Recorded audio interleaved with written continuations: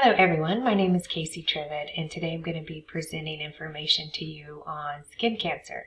I'm going to go a little fast on these slides because 15 minutes goes by pretty quickly. Okay, to start, skin cancer. We have 3 different types of skin cancer and they're named after their location. It's often categorized, they're often categorized into non-melanoma and melanoma. So for non-melanoma you have squamous cell carcinoma, the second most common type of skin cancer, easily treated. Basal cell carcinoma, most common type of skin cancer, also easily treated. And then you have your bad boy, which is melanoma. Melanoma is the most harmful, but the most rare. Information I'd like you to know is that skin cancer is the most common malignancy in the United States and is among the most costly type of cancer to treat for Medicare. Okay, so etiology. Cancer occurs when the DNA is damaged and the body is unable to recuperate, right? And the damaged cells then grow and divide. Changes in the skin is what leads to skin cancer. Now, this usually occurs in parts of the body that are exposed to the sun. Common causes for skin cancers include excessive exposure to sunlight and UV radiation, exposure to irritating chemicals, and recurrent trauma. Now, some of your risk factors include your skin color, family history, age, race, and gender, moles, and a weakened immune system. Now, when we're looking at anatomy, so all 3 types of skin cancers start in the epidermis layer, which is your top portion of your skin, right? So here you've got your squamous cell carcinoma, which is on your superficial part of the epidermis, and then you've got basal cell carcinoma. It gets deeper into your dermis layer. Then melanoma, so you can see how that gets deeper into your skin. We're going to start with squamous cell carcinoma, okay? Now this one develops in the squamous cells of the skin, which is the outer part of the epidermis. So see, it's on the outer part of the epidermis here. Not as common as the basal cell. It usually develops in rough parts of the skin. It can spread to other parts of the body, and it's commonly seen on your face, ears, and your hands. Some of the signs and symptoms include the firm red nodule, which is what you see here. It could be a flat lesion, wart-like, have bleeding, irregular borders, can be elevated. Secondly, you have basal cell carcinoma. Now, again, this is the most common type of skin cancer. Develops in the basal cell layer, which is what you see here. It's the lowest part of the epidermis.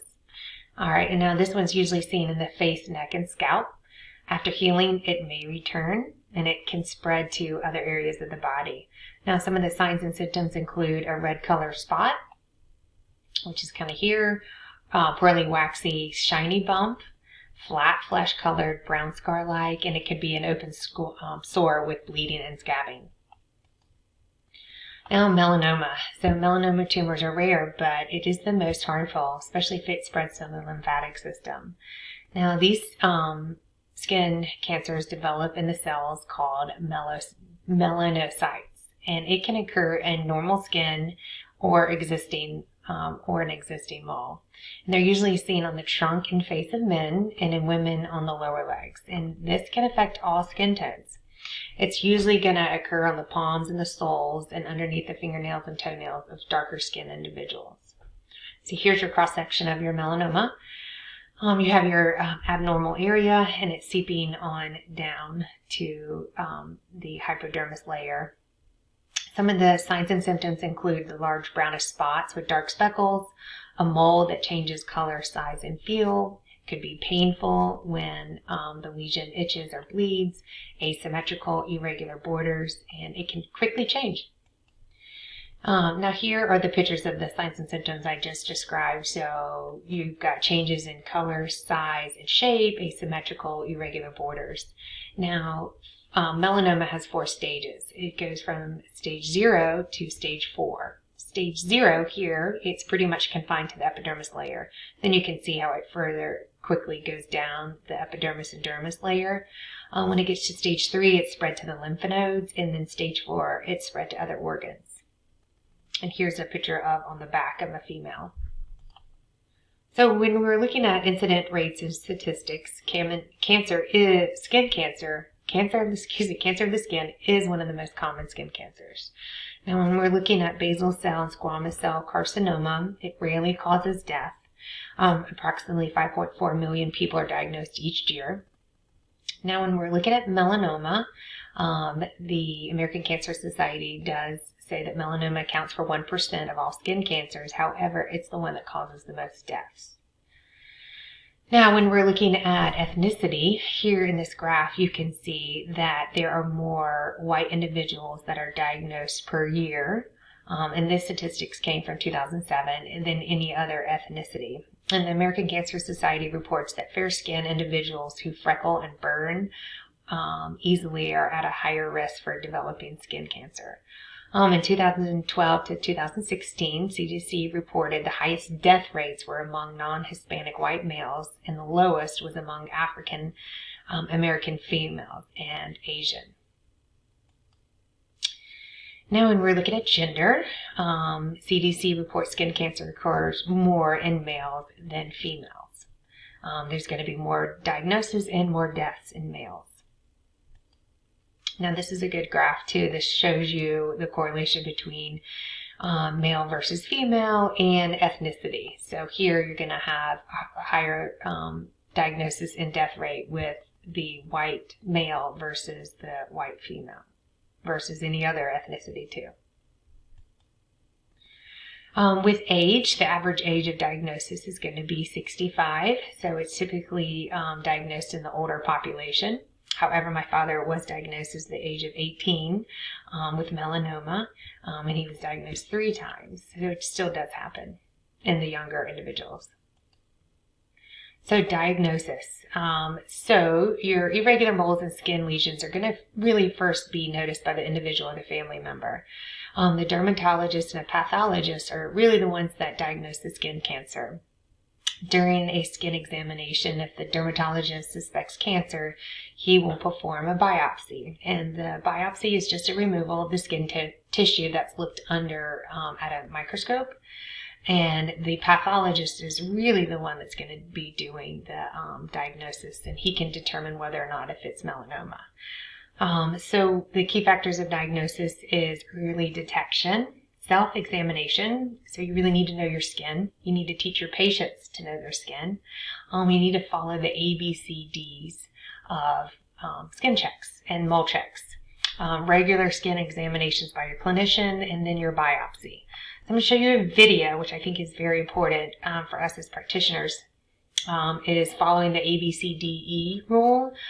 Typically, as OT practitioners, we're working a lot on self-care, so we may be the ones that see the patient's skin the most, especially if they have a neurological dysfunction or had a neurological injury. They're not going to have the cognitive awareness to do a skin check. Someone may have limited range of motion and they can't get a mirror behind them to look at their back or their scalp. So this is going to be important for you to be aware of how to do a skin check, and then also educate your patients on how to do their own skin check. So again, this is the ABCDEs.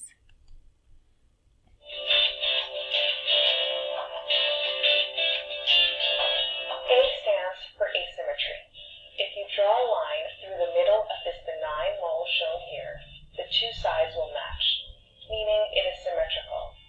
If you draw a line through this mole shown here, the two halves will not match, meaning it is asymmetrical, a warning sign for melanoma. B stands for border irregularity. A benign mole generally has smooth and even borders, as shown here. The borders of a melanoma, as shown here, may be uneven with scalloped, notched, or trailing edges. C stands for color variegation. Most benign moles have 1 or 2 evenly distributed colors. Having a variety of colors, including brown, black, white, red, and/or blue, may be a feature of melanoma. D stands for diameter greater than ½ centimeter. Although melanomas may be larger in diameter than the eraser head on your pencil, they may sometimes be smaller when first detected. The last letter, E, stands for evolution. In most cases, benign moles are stable over time. Be on alert when a mole starts to evolve or change in any way. When a mole is evolving, see a doctor.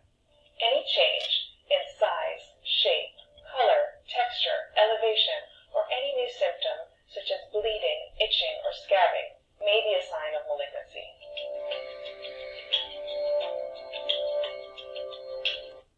All right, so I thought that was good information to know.